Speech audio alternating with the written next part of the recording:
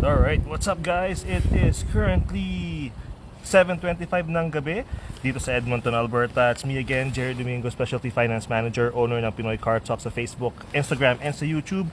So I got a special request from one of my followers to do a Facebook Live video on this vehicle. I guess they wanted to see kung ano yung mga features niya, ano yung mga meron yung asakyan niya. So you know what, I have some time before I go for today, so I figured kakatapos lang natin ang delivery.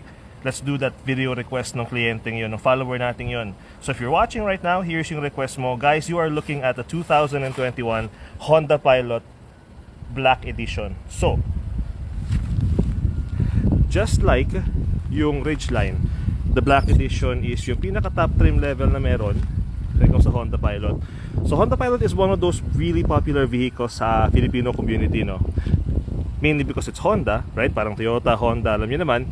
But at the same time, yung features kasi niya, ang dami, napakaganda. Especially if you go all out for something like this, which is yung top of the line trim level.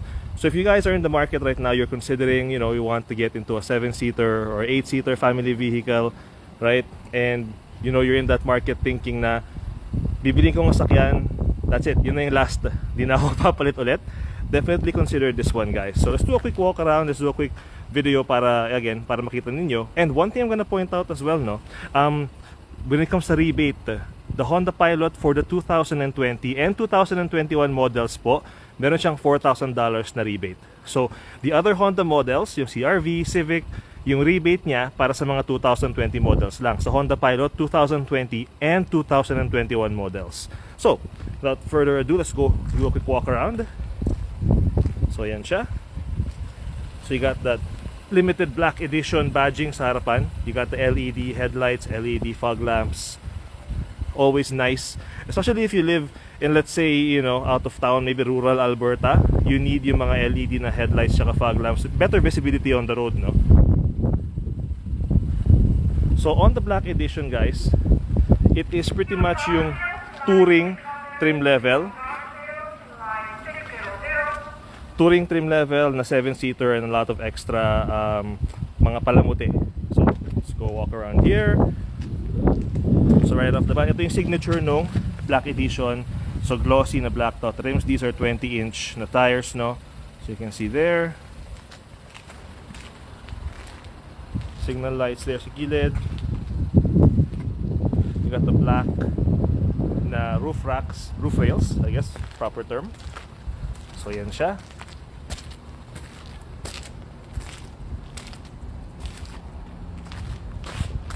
Black Edition.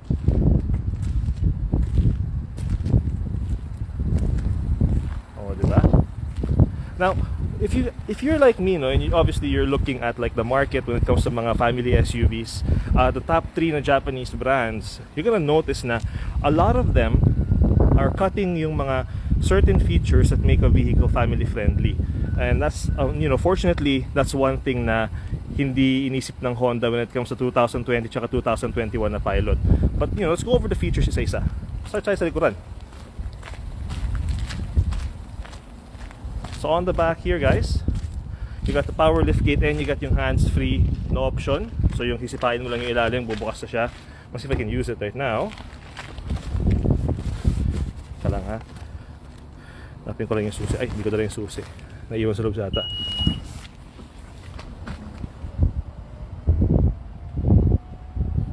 So sa likuran, space wise, guys, very good space here kahit nakataas yung third row niya. As you can see there, very considerable space for cargo, groceries kung naman ang gusto mo ilagay. May certain plastic na package siya dito for extra compartment, extra space. You also got the storage area here. So lots of storage, na meron yung sasakyan. So gaya nga nasabi ko, on the Black Edition na touring ay ng Honda Pilot, it's a 7-seater. So you can see yung configuration niya from here, no? So tatlo dito sa likuran, captain chair sa gitna, and it looks really nice, 'di ba? If you're if you're looking for a vehicle, a family vehicle, and ayaw mo mag-van, like for example for me, right? Meron akong 3 anak pero I don't want to drive a van ever again. I would consider a 7-seater captain's chair na SUV instead. So, just want to show you guys how it's gonna fold down. So this one, takin mo lang siya. It folds down flat. This one here as well. Ganun din. Oop, nakaharang yung antabakal pala yung kanyang sa gilid. Kaya hindi ko ma-fold. But that does fold down. Diba? Very good space there. So you guys can see that. Natin siya. So you got your backup camera over there. Now, punta naman tayo sa, I think the best part, no, if you're looking for a family vehicle, yung captain seats na configuration. So normally, on all the other Japanese brands, to get the captain seat configuration, you really have to go up to the highest trim level. For example, yung nabenta natin dati na Highlander na Platinum, right? You have yung captain seats sa Platinum. All the other trim levels, walang captain seats. Sa Honda, ganun din. Sa Touring trim level lang, tsaka sa Black Edition, meron yung 7-seater na captain seat configuration. The most affordable, guys, ng mga Japanese na SUV na merong captain seat configuration is yung Subaru Ascent. The Touring trim level, yung mid-trim, meron siyang option for captain seats. But going back to what I was saying, no, for me, for example, as a father of 3 kids, right? Having yung captain seats configuration allows the kids to have their own space. I know a lot of us want to have yung 8-seater, yung 3 sa gitna, 3 sa likuran.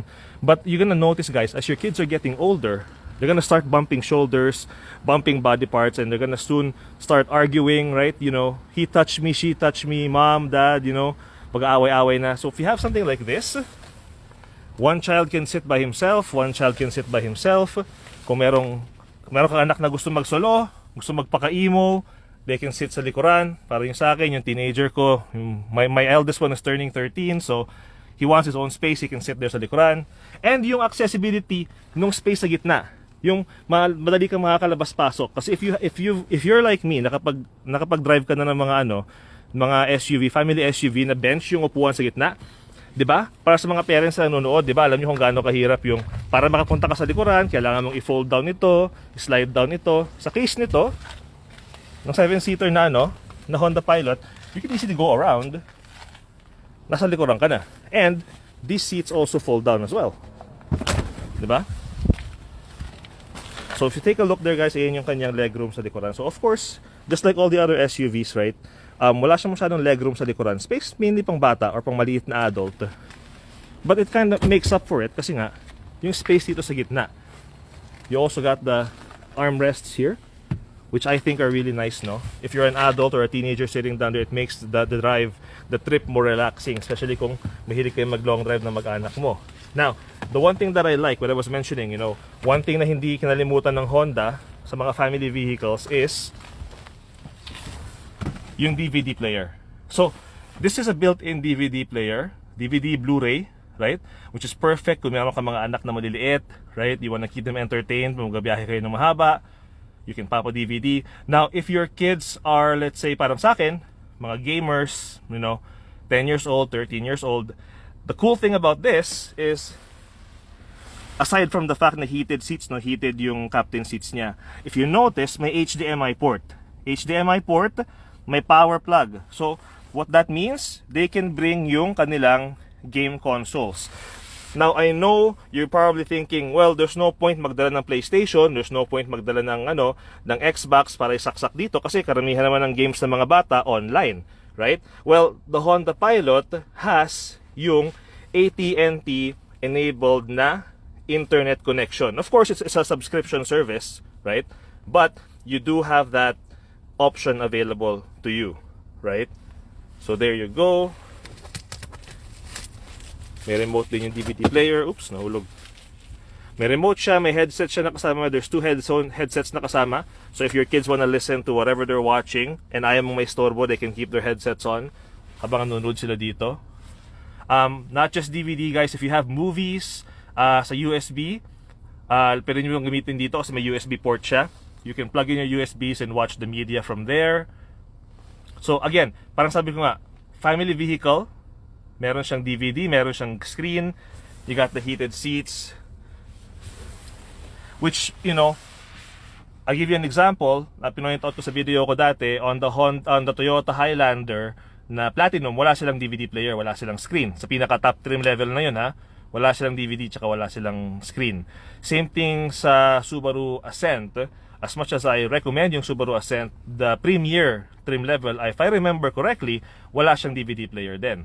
The Nissan Pathfinder, I believe, has a DVD player, but yung sa headrest siya. So, you know, not my thing. But again, if you're looking for a family vehicle na may mga features na ganyan, the Honda Pilot will have it. Now, let's say for example, hindi mo ma-afford yung Black Edition. The DVD player is available on the EXL RES, Rear Entertainment System na trim level. So you do have that option available to you. Now, one cool thing as well na meron to is it has a panoramic sunroof sa likuran. Diba? Very nice.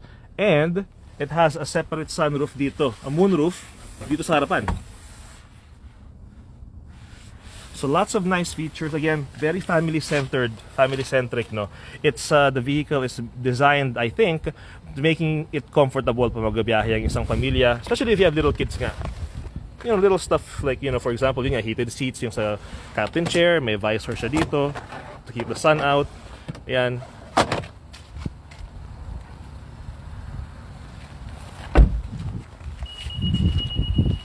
Dito naman tayo ngayon sa driver's side. So you got the power driver seat. It has lumbar support. Again, you know, if you're thinking long drive, right, that helps keep the drive comfortable. Yung support sa likuran mo. It has the Econ button as well for fuel economy, right? All the safety systems na meron ng Honda, meron siya. Lane departure warning, rear cross traffic alert, right? Meron tong sasakyan na to. Blind spot monitor, meron din siya. Ito naman yung sa harapan niya. So the main deck here, you got built-in navigation. That's all fuzzy touchscreen. Android Auto, Apple CarPlay enabled, right? Yung Blu-ray tsaka DVD player mo is nandito sa harapan. So you do have control over that. The kids don't. And that's the one thing, right? If itong DVD system na to nasa likuran, pwedeng paglaruan ng mga bata. Masisira yung mga CD nila. The fact na nasa harapan siya, bilang magulang, ikaw pala na may control. So I think that's really cool. And you know, it's a nice idea na Honda had, right? As you can see there, so enough space here. Charging plates, charging cables and all that stuff. Inputs. Heated tsaka cooling seats, guys. So, you know, pag winter, gusto mo na mainit yung upuan mo, you have the heated option. You have the cooling seats naman during the summer. Dual zone climate control. Now, with the black edition, you can see, you know, the piano black, na glossy na black na trim sa interior. And it does say sa upuan niya, black edition.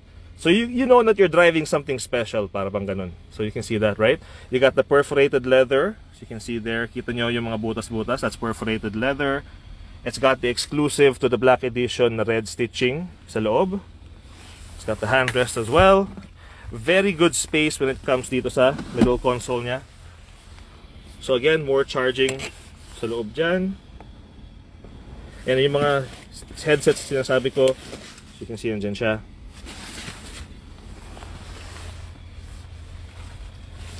Now let's look at the backup camera so you guys can see. Now this is one of the things na ako personally, I'm not a big fan of this, but I guess this is the way that the future is going, is yung switching natin, no. We've gone to the button system with this one here, which is, you know, standard na sa mga karamihan ng mga top of the line trim levels ng mga Honda na vehicles. So you got yung park mo, you got your reverse, yung backup camera, ayan. So neutral, drive. So all the push of a button na nakakapanibago, I know, but that's kind of the way the future is going. Push button start, guys. So it is the black edition, so top trim level, so built-in ng remote starter. Let's put that on park so I can show you guys the rest of this. So digital speedos, you can see there. Halang ha? Just trying to find yung ibang options niya dito. Heated steering wheel din pala, guys. Sorry, forgot to mention that. Heated steering wheel siya. So overall, a very beautiful vehicle, no? Parang sabi ko, this is the top of the line that Honda has to offer sa mga trim level wise. Diba? Rain sensing head, ano yung kanyang wiper blades din as well. So overall, a very nice vehicle, very beautiful vehicle. Parang sabi ko nga, if you're in the market for a 7-seater family SUV and tingin mo kaya naman ng budget na mag-splurge, right? Of course, I never encourage you guys to go over your budget. Alam nyo yan, if long-time follower ko kayo. But if you do have that option, definitely consider this vehicle.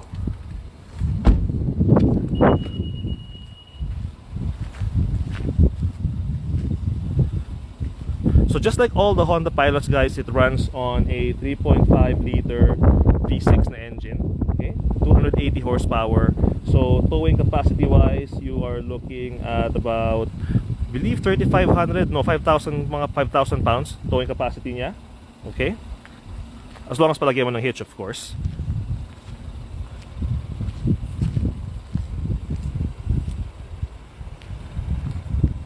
So it is one of many family SUVs in the market, right?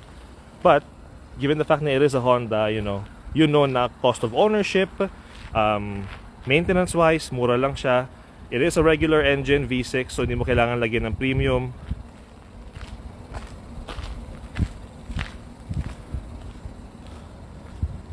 So there you go. So for those wondering, if you're asking about the price, if you're buying this thing in cash, you're looking at around $59,000 plus tax pa yun, syempre. And of course, as I mentioned nga, it does have the $4,000 rebate from Honda Canada on all 2020 tsaka 2021 models. So there you go. So guys, and again, yung nag-request sa akin ng video na to, hope you're watching. And if you're not, maybe you're gonna catch it later when you're off work. But yeah, so this unit here, guys, hindi pa siya nabibenta. It's just a matter of, may nag-request lang sa akin, Sir Jerry, can you do a Facebook live video? Do a quick walk around ng Honda Pilot Black Edition. So I figured, you know what, I'll oblige. And hopefully, show you guys as well. Baka mayroon magka-interest dyan who's in the market right now for a 7-seater vehicle to consider yung Honda Pilot na Black Edition.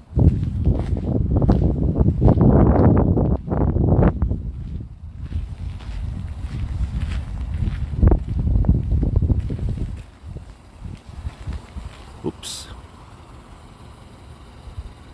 Ayan. So if you have any more questions about the vehicle itself, features wise and all that stuff, just send me a message sa Facebook, I'll do my best to respond as soon as possible. If you are asking for payments and stuff like that, I will, tell you right now, that's obviously on approved credit. So depending kung gaano kaganda ang credit mo. And again, I'm gonna tell you something else right now, guys. If you're looking at the Black Edition, for example, this one here, and your budget is $300 bi-weekly, it's not gonna work. If your budget is $200 bi-weekly, it's not gonna work. So let's establish those facts ngayon pa lang. It is a top of the line version, so it is gonna be expensive. Gaya nga nasabi ko, I believe, if memory serves me right, you're looking at around $59,000 or $57,000 for the Black Edition. But yeah, so there you go. So hope you guys like the video. If you have any specific requests for any Honda vehicles or even any different brand, let me know. And if I have access to it, I'll gladly do a Facebook live video for you guys.